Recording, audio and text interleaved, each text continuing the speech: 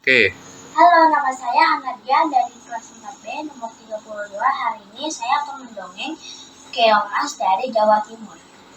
Pada zaman dahulu kala, hiduplah seorang raja yang bernama Kertamarta. Ia memimpin sebuah kerajaan yang sangat indah dan megah.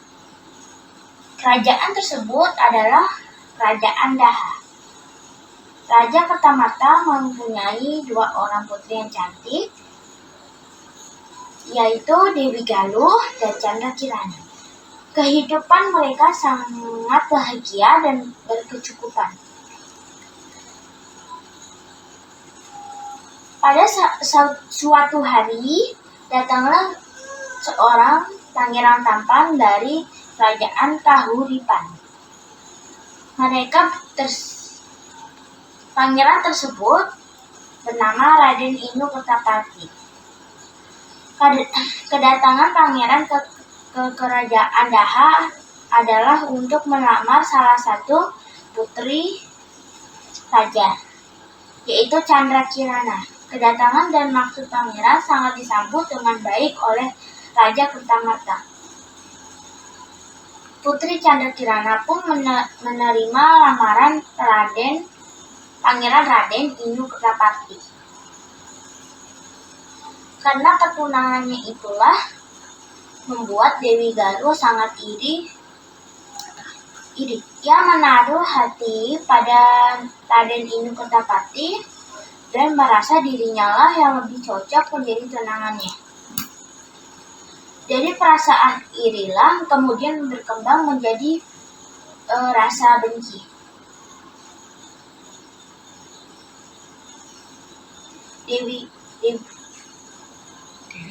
Dewi Galuh mulai merencanakan untuk menyingkirkan Chandra Kirana dari kerajaan.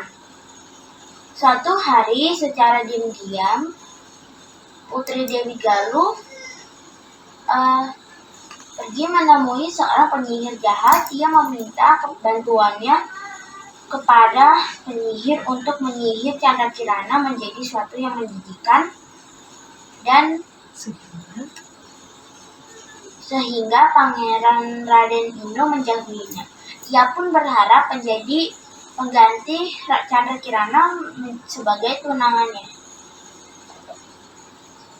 Penyihir pun menyetujui permintaan Dewi Galuh.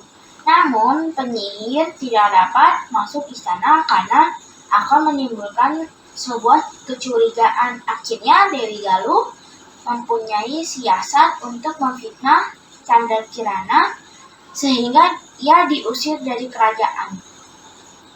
Chandra Kirana meninggalkan kerajaan dengan perasaan sedih.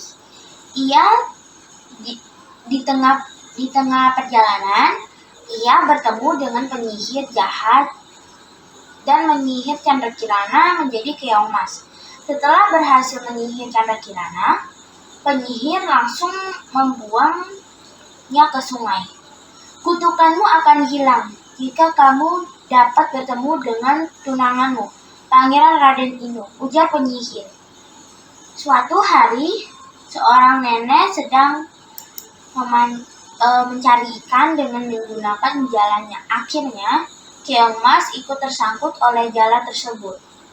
Melihat betapa indahnya keong mas yang ia dapatkan, si nenek langsung membawanya pulang dan disimpannya keong mas di tempayan. Nenek tersebut memelihara keong mas dengan baik dan memberikan makan agar tidak mati. Keesokan harinya, sang nenek kembali ke sungai untuk mencari ikan, namun tidak satu pun yang ia dapatkan.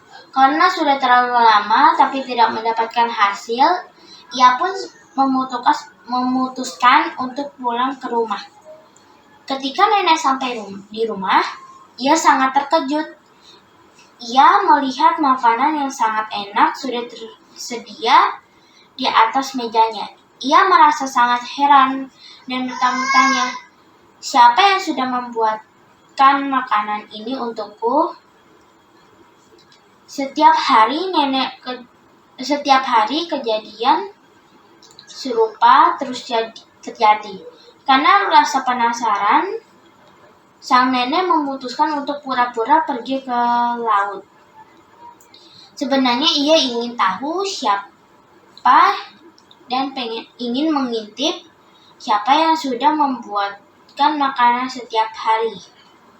Sang nenek sangat terkejut melihat keong emas yang ia simpan di tempayan berubah menjadi gadis yang cantik jelita. Gadis cantik, dari mana asal engkau? Tanya sang nenek. Keong emas yang berubah menjadi wujud asli yaitu Canda Kirana. Sangat terkejut melihat kedatangan sang nenek yang tiba-tiba.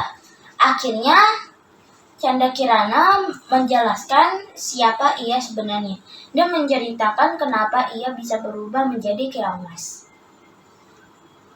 Setelah menjelaskan pada sang nenek, Canda Kirana pun kembali berubah wujud menjadi keong emas. Sementara Pangeran Raden Inu terus mencari Canda Kirana yang mendadak hilang entah kemana. Namun kabar dari Canda Kirana pun tidak dapat didapatkan. Pangeran Raden Inu Kertapati sangat yakin bahwa Canda Kirana masih hidup. Keyakinan itu membuat Raden Inu tidak berhenti mencari. Ia pun berjanji tidak akan kembali ke kerajaan sebelum menemukan Canda Kirana. Menemukan tunangannya Canda Kirana. Akhirnya sang penyihir jahat mengetahui bahwa Pangeran Raden Inu sedang mencari Canda Kirana. Ia mencari agar Pangeran Raden Inu tidak dapat menemukan Canda Kirana. Ia pun menyamar menjadi seekor burung gagak. Di tengah perjalanan, Raden Inu dikejutkan oleh burung gagak yang dapat bicara. Burung gagak tersebut mengetahui tujuannya. Pangeran yang merasa senang dan menganggap burung tersebut tahu di mana keberadaan Canda Kirana. Ia pun mengikuti petunjuk yang diberikan burung gagak. Padahal petunjuk jalan itu salah. Pangeran Raden mulai kebingungan dengan petunjuk yang diberikan burung gagak. Di tengah perjalanan, ia bertemu dengan kakek yang sedang kelaparan. Ia segera memberikan bekalnya makanan. Ternyata kakek tersebut adalah seorang kakek yang sakti dan menolong Raden Inu dari burung gagak. Kakek memukul burung gagak tersebut dengan tongkatnya yang tiba-tiba burung gagak berubah menjadi asap. Kakek tersebut memberikan petunjuk jalan. Raden Inu Kertapati segera menuju desa Dadapan. Berhari-hari ia menempuh perjalanan. Namun di tengah perjalanan bekalnya telah habis. Ia merasa sangat kehausan. Ia pun melihat sebuah rumah dan segera menuju ke rumah tersebut. Ia berniat untuk meminta air minum. Namun bukannya hanya air yang ia dapatkan, tetapi Canda Kirana yang ia cari. Ia melihat tunangannya dari jendela sedang memasak. Akhirnya Raden Inu Kertapati dapat menemukan Canda Kirana. Ia merasa sangat senang. Begitu pula dengan Canda Kirana yang berhasil menghilangkan kutukannya. Apabila bertemu dengan tunangannya, Canda Kirana menjadi gadis cantik jelita. Raden Inu Kertapati segera membawa Canda Kirana ke kerajaan Daha. Ia pun mengajak nenek yang merawat Canda Kirana juga. Canda Kirana pun menjelaskan perbuatan Dewi Galuh selama ini kepada Baginda Raja. Akhirnya kejahatan Dewi Galuh terbongkar. Dewi Galuh mendapatkan hukuman atas perbuatan itu. Namun karena merasa takut akan hukuman, Dewi Galuh melarikan diri ke hutan yang sepi. Sementara Baginda minta maaf kepada Canda Kirana. Akhirnya Pangeran Inu dan Canda Kirana memutuskan untuk menikah. Mereka hidup bahagia. Pesan moralnya adalah menutupi kejahatan suatu saat akan terbongkar juga. Selalu berbuat baik dan jauhkan diri dari iri dengki, maka kamu akan selamat dalam menjalani kehidupan. Tokoh-tokoh protagonis adalah Putri Canda Kirana dan Raden Inu Kertapati. Antagonis Dewi Galuh, penyihir dan burung gagak.